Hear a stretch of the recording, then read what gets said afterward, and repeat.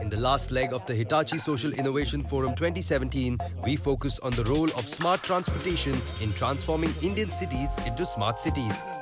The cutting-edge forum was attended by luminaries from the industry who discussed and deliberated on how technology can be deployed to make intra-city travel fast, efficient and seamless. We bring you an insightful interview with Mangal Dev, Director and Head, Hitachi Railway Systems BU, India and South Asia region. We are here on the platform of Hitachi Social Innovation. And when we talk about social innovation, a lot of it comes in the backdrop of the kind of policies that are laid out and how enabling are those policies. What was your reaction to the railway budget? Because it was the first time when it was merged with the union budget. Did you think there were enough enablers there for us as a country, for cities to really move forward? The first thing that has happened, as you said, the railway budget is not presented as a separate budget, but part of the union budget. But some of the key things that we saw in the budget is mainly related to the Indian Railways upgradation. They want to expand their network and improve the throughput by around 10% in the next year. So a lot of allocation has been put in on safety, where Hitachi plays a very critical role, modernization of railways, and also creating one platform for IT called IR, One ICT, and use big data analytics to solve some of the demand and supply issues that the passengers face, that they face in the operations of the trains, whether they're passenger trains or the freight trains through their services. If you were to rate this railway budget, a lot of us might have actually skipped over it because we were so concerned with the union budget. What was the rating that you'd give it? I would say when you go in the details of the budget, the railways have drawn up a immediate, medium-term and a long-term plan. And all the areas that they have covered, all the areas, the vectors of improvement that they have looked at, I think I would rate them almost a 10 out of 10. Ouch. Okay, that's quite a hands up. And first I want to understand a little bit about Hitachi. For many of us here in India, Hitachi perhaps is synonymous with air conditioners, a lot of consumer durables. But, it is actually a company which is much, much beyond that. You've got so many other verticals. Railways is clearly an important segment. Take us through really the genesis of what is the kind of company that Hitachi is and, illuminate us about the kind of endeavors. So Hitachi railway system story, of course, began in Japan, and now it has become a global story. From Japan, after setting up the record-breaking high-speed Shinkansen network, it has moved to UK, where we have established the high speed in UK and also transforming the UK railways. And very recently, we created almost one of the top 4 positions in the global sector by acquisition of 2 companies from Italy, the Ansaldo Breda and the Ansaldo STS.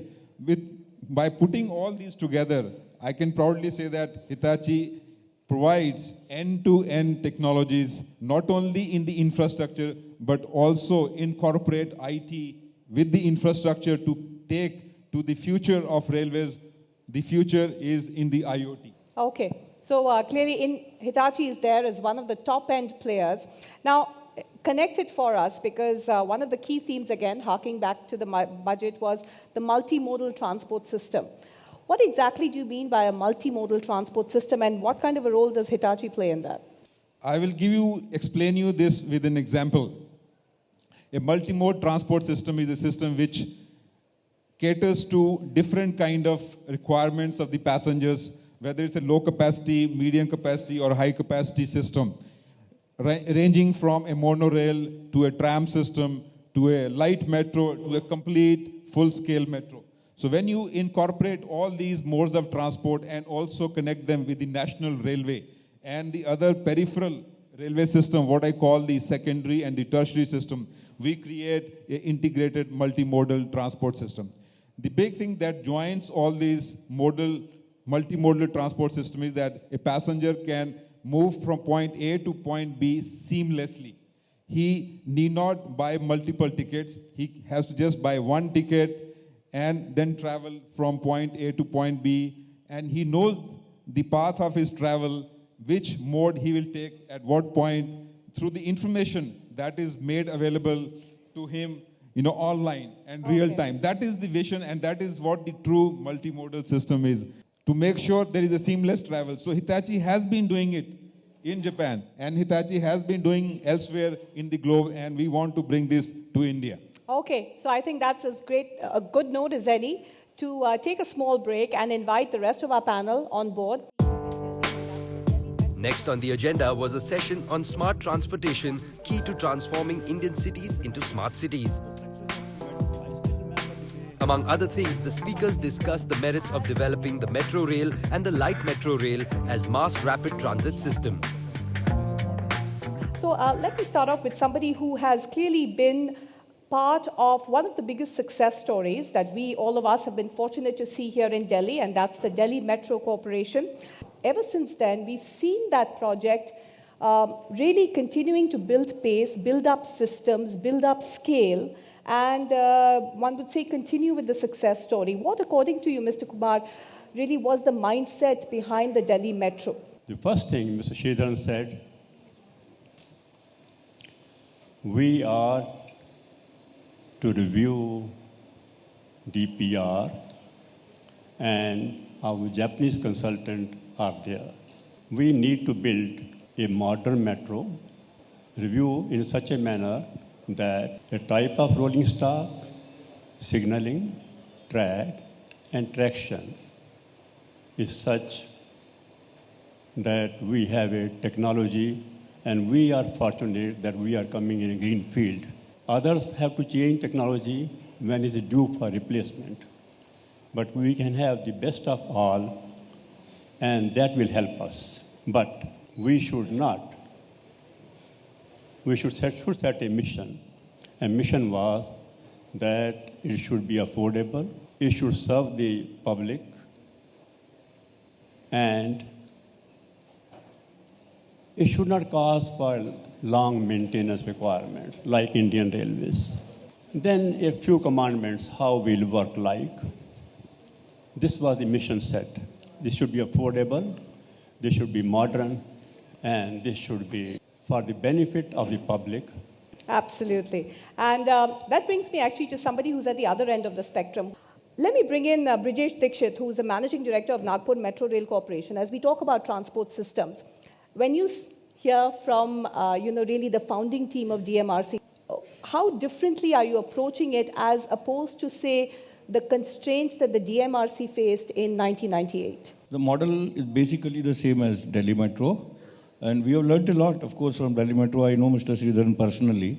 And that was the new idea when it came in 95 or 98. And as he's rightly telling that there were still doubts, even when the project started. But now there is no doubt left. So many projects have already been implemented. So what's your long-term vision? They had a 10-year vision. When you're building the metro today, what's your long-term vision? Yeah, one thing you very rightly pointed out, that intermodal connectivity. So now that is in place right now in Nagpur. When we are making metro, we are providing intermodal connectivity right from the beginning. So these are the things which we are doing differently. Secondly, in the field of energy, we are installing our solar panels right in the beginning over the rooftops of the stations. Mm-hmm. And that is how we will meet 65% requirement of the metro. But your cornerstone is still the same as what the DMRC is, which is affordable and to serve the public. Yes, of course. It has to be. In India, it has to be affordable. It has to be the world-class and efficient. At the same time, it has to be affordable. So you've done an accurate market mapping of the kind of ridership you're expecting? Yeah, of course. All the projects start with that. We have... something perhaps that Satish Kumar, you weren't given the luxury of doing, the kind of ridership that you were expecting for the DMRC. Well, we never thought the metro could be the engine of growth for employment and for the travel. Today, 30 lakh people travel an average distance of 17 kilometers, 50 million passenger kilometers per day. And this was not there. I still remember the day in 2003 when we opened the section from Kashmiri Gate to Central Secretariat, and I found ladies with burqas coming to Chawdi Bazaar in 7 rupees, going to the India Gate and enjoying with the family, which they had never thought of. Absolutely. So Metro, in fact, has been an agent of social transformation.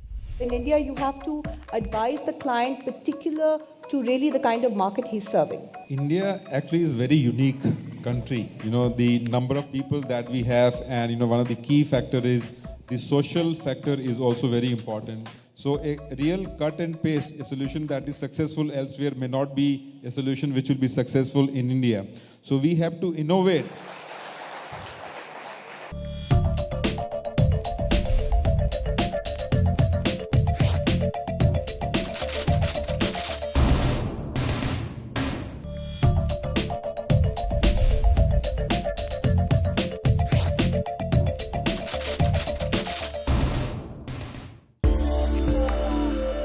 Hitachi Social Innovation Forum 2017 brought together industry leaders and experts to discuss how smart transportation is key to transforming Indian cities into smart cities.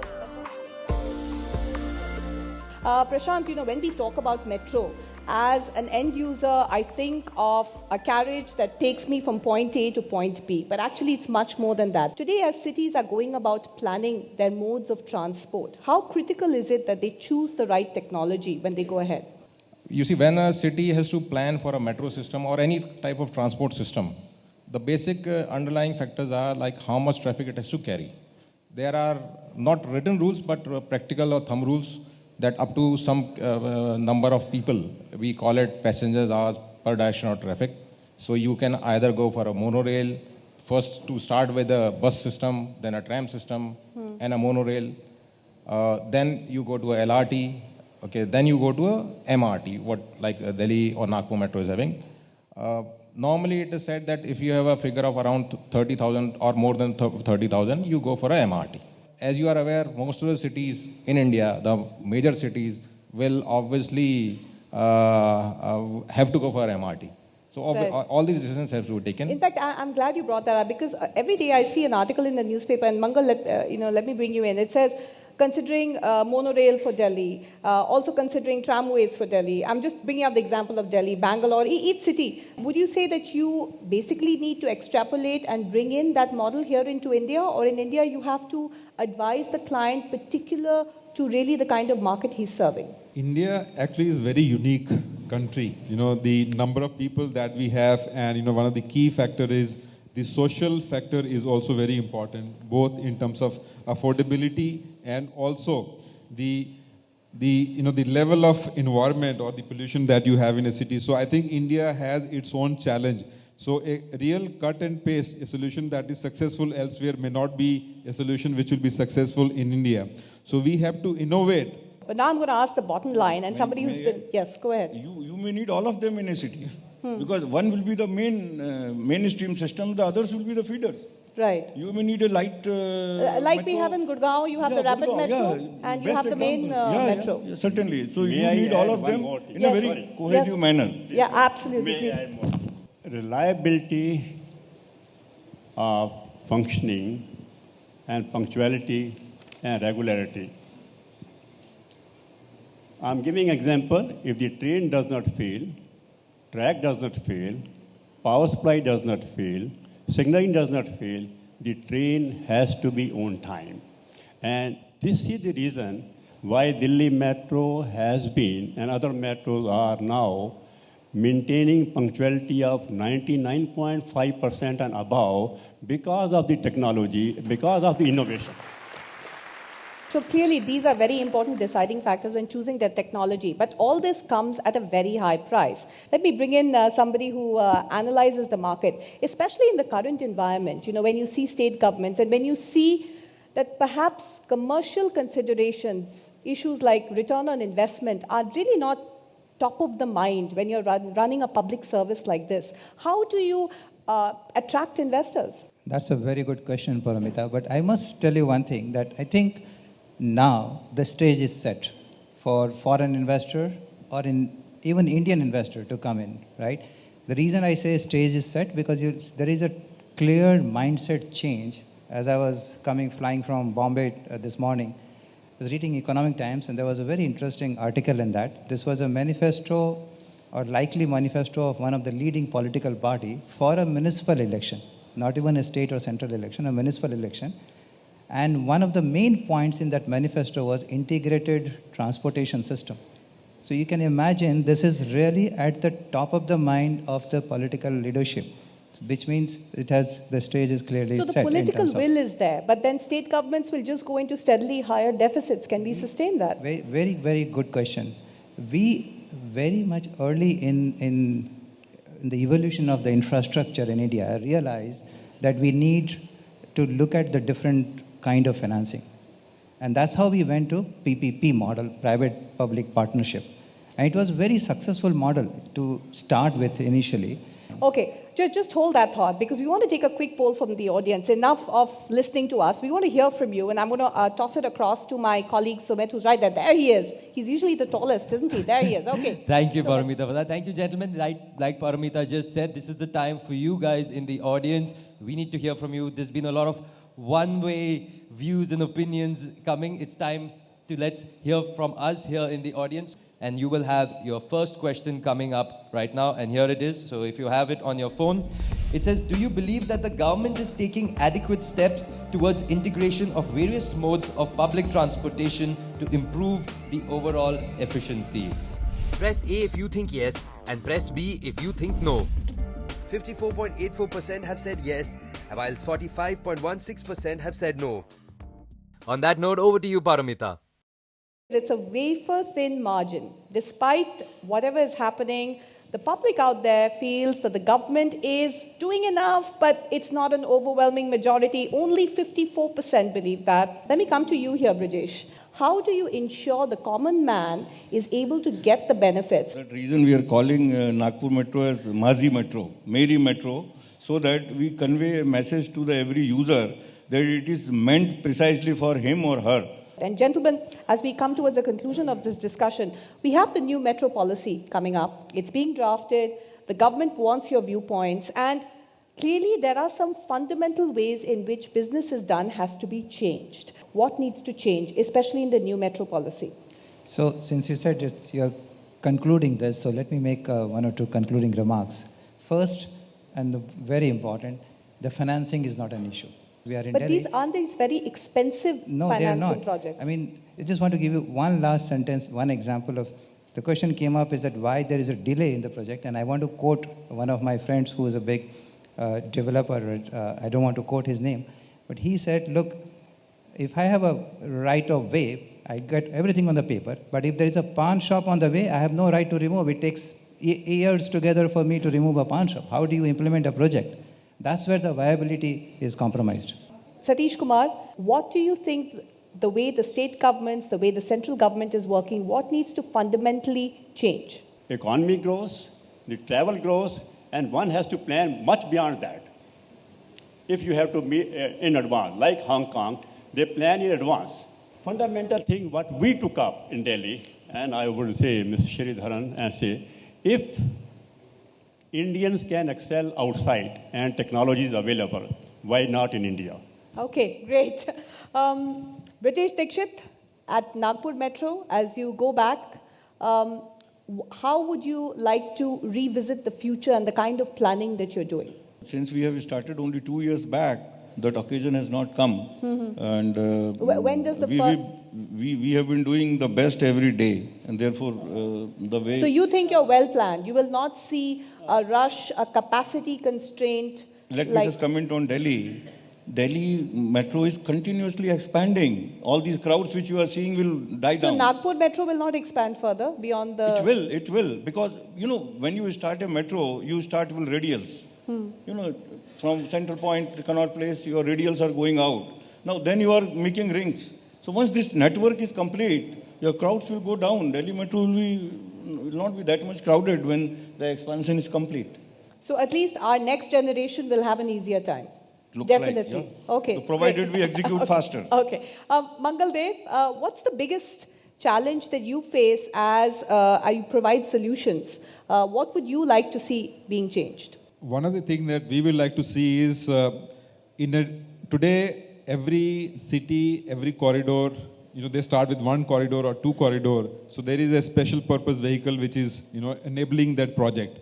What we like to see is that all these cities in one state, they can come together and pool up their requirements and also the control of execution of these projects. I think it will accelerate not only planning, not only getting the funding, not only getting a very affordable prices from the infrastructure providers. Prashant Rao, final comments, especially in terms of the future of technology, whether it's my experience as a consumer, as a woman traveler, what can I expect in the next decade or so? You see, the metros have now expertise, apart from the railway system, in other IT systems are also, which may be very useful for cities. Like I'll give you example of city surveillance, I'll give you example of radio networks. All metros are, as a mandatory requirements, have them. So my suggestion would be that for smaller cities, the same systems can be expanded for the city also. Thank you so much for being a great audience. Thank you, panelists, for giving us some great insights.